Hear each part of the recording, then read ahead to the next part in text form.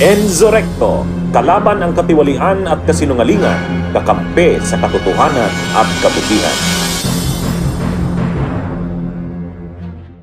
Sir, about SONA na lang muna kami. Your expectations for the 5th SONA Qualapang? Very challenging itong year dahil ang dami ng mga analysts, rating agencies na downgrade yung ating economic growth. Ang ating original projection 5 to 6% ngayon nasa 3.5 to 4.5%. So with that, makaka-apekto yan sa poverty reduction natin, makaka-apekto yan sa employment. So yan naman ang magiging thrust ng Senate, yan naman yung aking expectation sa SONA na how do we jumpstart our economy so that we get back on track. You think the impeachment, may space ang about sa impeachment sa SONA, or do you want to hear something about the impeachment ongoing, sir?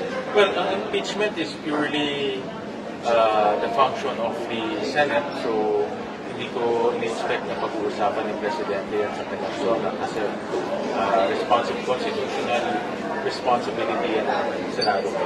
At ongoing naman siya. About impeachment trial, sir, it's been 3 weeks. Satisfied kayo, sir, sa... Yes, very satisfied, smooth, at yung mga coordination, pag-issue ng subpoena, security, lahat naman ay maayos. So I thank the presiding officer for making it smooth at maganda naman yung mga deliberations natin sa impeachment trial. Sir, pwede kami magtanong about dun sa request ng OPP dun sa catering, kung yun po ba ay i-allow po nila sa hotel?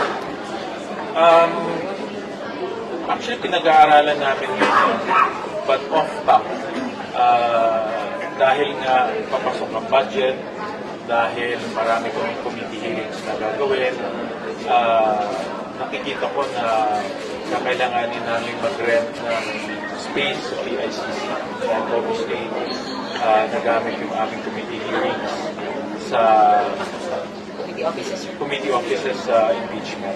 So with that, we will need additional funds to rent the offices. So in short, wala kaming pondo para magbigay ng pagkain sa prosecution. Wait, yung PICC, sir, ay for your hearings or inilipat din ng impeachment? No, for the budget hearings. For the budget hearings. How much are we looking at? Pinapost out na namin ngayon. Kasi ngayon, ang available na committee rooms, 3 lang. So kung sunod-sunod na yung budget hearing, at ini-expect namin mabigay sa amin yung NEP by middle of August. So, kailangan talaga paspasan yung budget hearing. Plus yung mga committees pa, of course. So, hindi kasya yung 3 committee rooms sa budget and other committees. SP, yung letter ba kay DPP na nasagot na ba yun? Hindi ko pa nagsasagot dahil pina-finalize pa namin lahat itong arrangement. So it's not a no yet, sir? It's not a no yet? O it's a no already? We cannot afford it, in short. No, because we will have to rent the space in PICC. So aside from yung cannot afford it, ay sa remoto kayo, pwedeng sagutin ang pagkain ng lawyers, Decision na yan ng management ng Senado kung papayagan o hindi. But it's a basic issue of budget. Dahil nga hindi kaya ng budget dahil mayroon tayong ibang gastusin.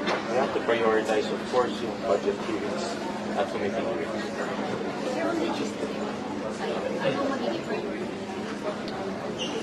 Ang magiging priority will be how to jumpstart our economy. Dahil nakikita mo malaking issue natin this year. So, tinignan namin yung mga LEDAC bills at yung mga LEDAC bills in-identify namin kung ano yung mga pagagamit for economic jump-starting.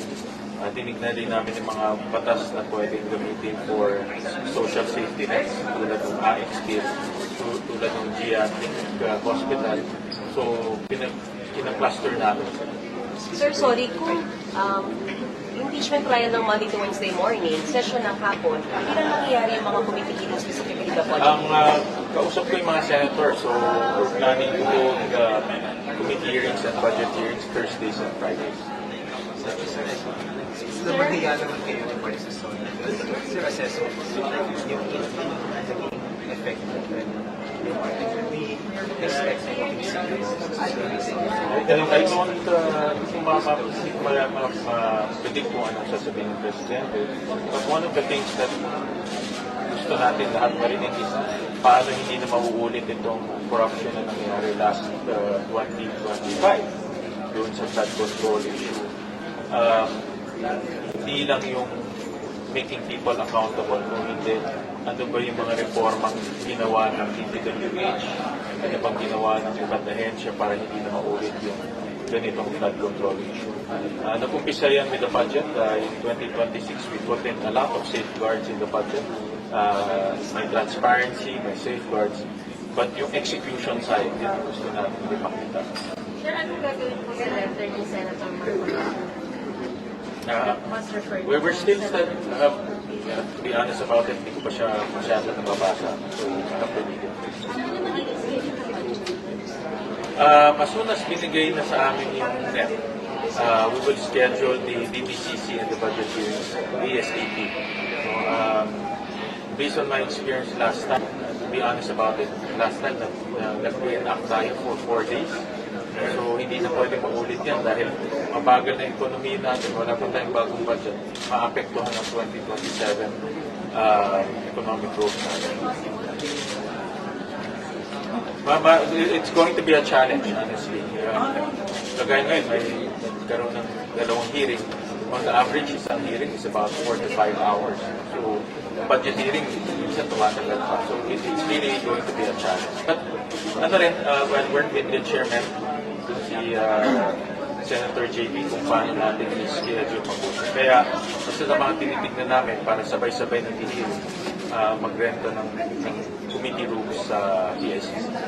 SP yung mga hindi Thursdays and Fridays yun. SP yung mga hindi nagawa ng Senado nung may gulo dito noon. May tingin mo ngayon na offset na yon under your leadership? Ako nakafocus muna ako sa trabaho. No? I am not focused on whether ma-offset o hindi. Ang importante yung trabaho natin ay umuusad na. So, nagpapasalamat nga ako kay Senator Erwin, kay Senator Bang dahil inumpisan nila mag-hearing na sa mga importanteng mga issues. So, makikita natin to in the next few weeks. Okay, thanks. Bunyog, bunyog, halikan na kasama ka. Bunyog, kapag buklod ay may pag-asa. Luzon, Visayas, Mindanao, isa ang pananaw. Sa bagong Pilipinas ang bunyog isisigaw. Bunyog.